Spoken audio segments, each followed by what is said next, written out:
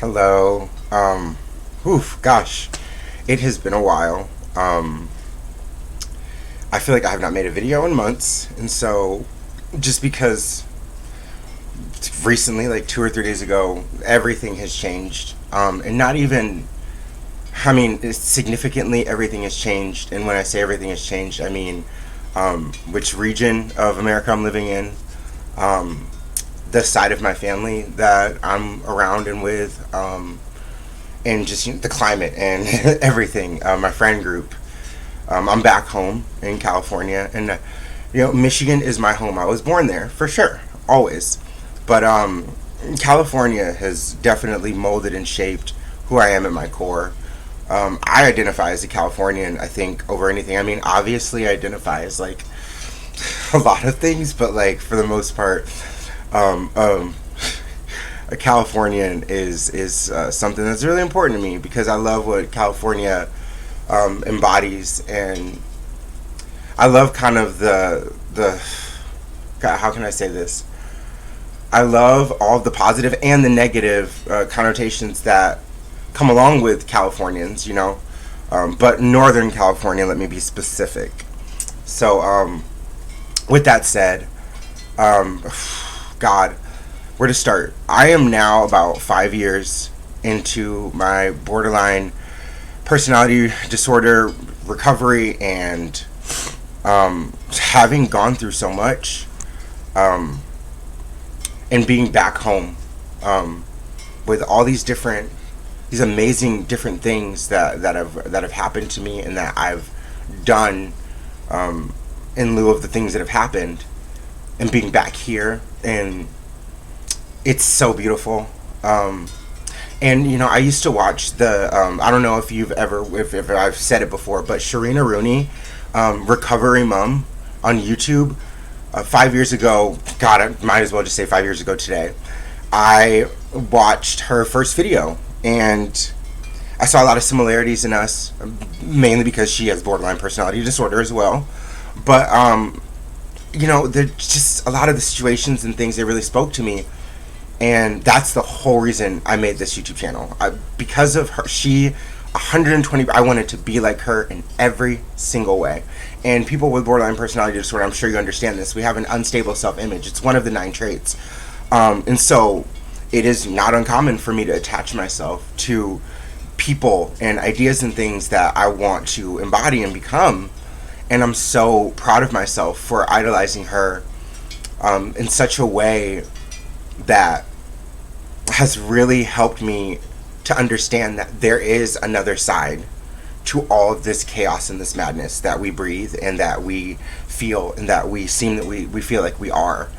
And yeah, we are. We're chaos sometimes, but it's not always that way. It's a beautiful fine line, and there's something I've been really. I've always kind of had this little philosophy. I'm gonna get very off track and back on track. There's a lot of things I really want to just dive into and then pop out of, but I always have said my life is fair. It is always 50 fucking 50. It has never felt like it is worse than it is good in a lot of ways.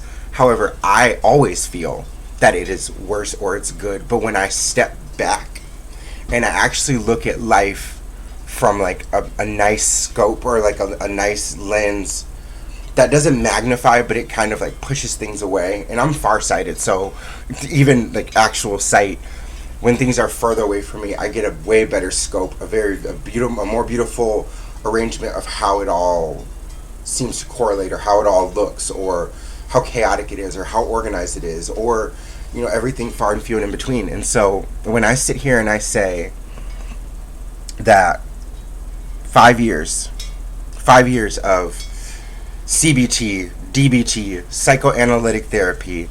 Well, I mean, the 5 years of DBT, it's not 5 years, it's about 2.5 years. And just, not even just the therapies, it's not just the forms of therapies, but it's just reading so much into the DSM-5 and learning about all of the cluster B personality disorders, and learning about the difference between personality disorders, mood disorders, learning the different forms of dissociation, simply learning, just just the small fact of learning, take out all the therapy, take out all the support and the help from, my ex-boyfriend, who I'm still very much love. I'm not in love with him. I mean, a part of me always will be, but Eric is amazing. And that form of support that I got in the spaces where I wanted to die every day, all day. Every day, all day. That form of support is so beautiful. And I would have never made it up to that without Recovery Mom. So check out her YouTube channel, because she ensured me that 5 years or so into her recovery, things turned around big time. And I know that sounds like a long time. I know it does, because when I first watched her videos, I remember specifically her saying, about 5 years into my recovery, I really noticed a very drastic change in my life and all of my relationships and in everything that I was doing and who I was as a person. I mean, her accent is a little bit more kind of like rough than that. It's not like that elegant of a British accent. I love her accent, don't get me wrong, but I didn't do it justice. So go to her page, literally click on any video. Literally. They're all amazing. And the reason why I'm here, the reason why you can see my face right now, is because of her. She gave me the inspiration to kind of just talk about it. Talk about what I was learning when I was learning it. Talk about the bad. Talk about the good. The struggles. I mean, my first video, go look all the way down at the bottom and watch that first video. That video, oh God, it makes my heart ache, and I can hear my voice in the video, and I hear all these sad pauses, and it's a hard one. So, if you can't, that's okay. But it's dark, and I'm homeless, and I am just going through it. And then I look at today, and I pretty much almost face the same kind of situation. But my mindset about being in that situation, honestly, was so beautiful and so positive. And that mindset, and just me being able to communicate with people around me, people that I have wronged, people that I have beyond wronged, being able to communicate effectively who I am, what I am, and what I'm becoming, and what I have become, and all of the things that now I embody. Besides that chaos is still there. All of those horrible, horrible things, they can still happen. Yes, they can still happen. But you know what? They happen far and few in between, and when they do happen, the half-life of it is so much shorter. Right before I moved here about three days ago, I had one of the worst breakdowns. I did not throw things. I did not become enraged, because now I've learned the amazing ability to sit for 20 minutes can change everything.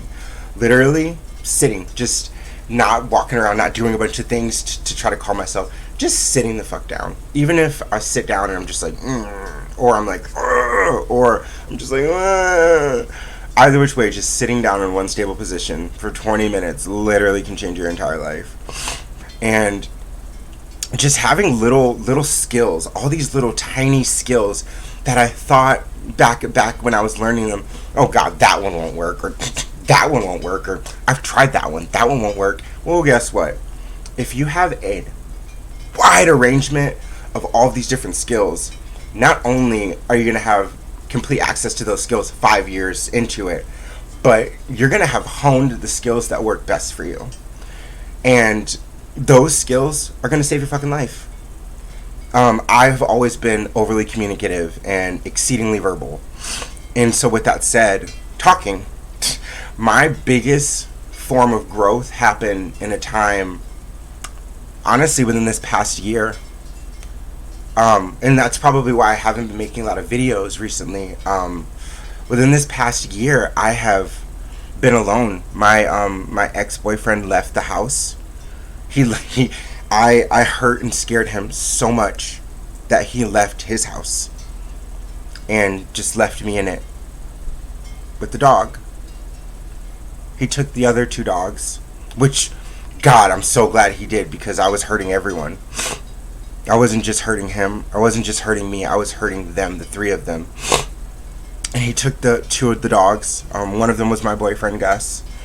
Literally, he was my boyfriend for a couple of years. I loved him so much. But when he did that, I honestly, every day I imagined him petitioning or doing all these things to get me out of the house, out of his house, out of his nice home that he opened up to me so long ago. But he didn't. He urged me to stay and to just figure some stuff out. And that blessing, I doubt that happens to a lot of people.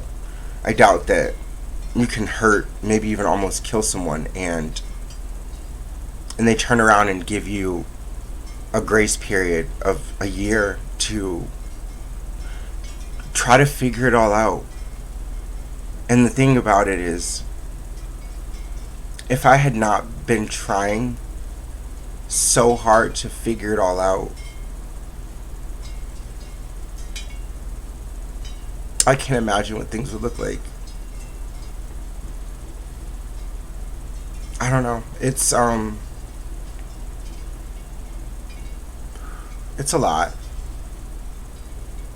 But I'm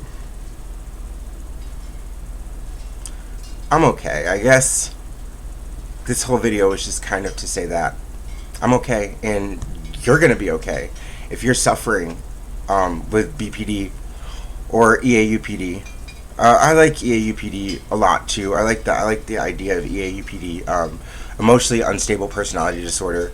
It's what is kind of classified as in some other countries, or it's kind of just like I guess that's like a term that we've kind of adapted because borderline kind of seems a little iffy of a word, because people kind of see a little bit more chaos when they hear that word. It's hard to define borderline, like the actual word. It's hard to define that easily. You know what I mean? It's not as quick to the mind as, you know, EAUPD is emotionally unstable personality disorder. The people are instantly gonna, emotionally unstable, okay, as opposed to borderline. They're like borderline, but the clinical definition of borderline personality disorder is it is kind of a cross between psychosis and neuroses.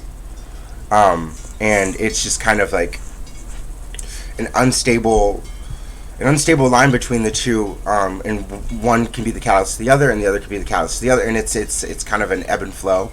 And most people know that most of us with borderline personality disorder have co-occurring disorders, which just make everything that much harder. And navigating those things makes us into fucking warriors. I'm a fucking warrior. I know that now. I mean, I've always known that I was a warrior of some sort, but when things hit the fan in here and here, that warrior was just done. And I've tried to take myself away from the world multiple times, and I hurt thinking about each time, because I am such an amazing person. I am so vibrant. I have so much to do, and I have so much to say, and I have so much to continue to give and to take. I love taking in information. I love taking in experiences, and I love taking in knowledge, and all these things that I've accumulated over these years while dealing with this have made me into the person I'm supposed to become. And so, you know what? Fuck it. I'm glad that I have borderline personality disorder. I'm glad. And I know that sounds really weird and kind of like maybe a little idiotic, but at the same time, I now have a set of skills, a very vast set of skills, and a very wide knowledge base from a lot of different perspectives that enable me to be so therapeutically, psychologically, understandably attentive, as well as aware of so many different things around me, inside of me, and everything in between. I pick up on things so much faster than I ever have, and I've always been naturally intuitive and been able to, understand people's emotions through a deep sense of empathy. But now, that empathy, sure, it's there. Sure, the intuition, yes, it's there. But now my logical mind, my prefrontal cortex, it's been working out. It's been, lifting weights. It's been doing things, and it's ready. It's ready for life. And I still have those days. I still have those 5 minutes. I still have those 20 minutes. I still have those weeks. But I can deal with it now. I can fucking deal with it, and I know that I can deal with it. That's the thing. And I know for us it's moment to moment, and when we're in that moment, it feels like it has always been that way. It will always be that way, and that it'll never stop, and it feels like it's at 100. When I felt like I was so just distraught and just so raw, I thought that was always how I was. It was always how I was going to be, and it's always how I've been. And that is what gets us in so much trouble with ourselves and with everything around us, because those feelings lead to dissociation, which lead to psychosis, which sometimes leads to death. And I very, very much could have been dead easily. And here I am, making my first YouTube video in months, and I'm fucking proud. And I know 5 years sounds like a long time. Maybe it is. But it's time well spent. Because I know the next 5 years, fuck, man. These next 5 years are going to be something spectacular. And the only difference is here and here. Everything's gonna still, the world is still gonna fucking suck, and things are still gonna fucking happen, and blah, blah, blah, blah. But now I get to deal with it while understanding, loving, and being kind, and not judging myself, and not judging other people. We're all just humans. We're all just humans living a human experience, trying to do the motherfucking best that we can. And that looks different from person to person. 9 motherfucking billion, I think there's like 8 or 9 billion of us, can't do the same thing the same way. And for anyone to have those expectations on anyone, it's just crazy. And so, to always think about that, you're just one of so many. And whatever works for you, works for you. Just as long as you're not hurting anybody, you're not compromising your morals, values, and beliefs, or sometimes, you may have to compromise your morals, values, and beliefs, but always find your way back. And always understand, you got it. I know it sounds so annoyingly corny, but you got it. Especially if you want to get it, if you really, really want to get it, if you really have that drive to get it, if you really, really do, then you will. You really will. Just don't give up. Don't give up like I did. And if you do give up like I did, God fucking, I hope you make it. I really do. And I hope one day, through some lens of some sort, computer lens, a lens of a friend or a loved one, you can look at yourself and think, with that, I'm good. And those loyalists, thank you.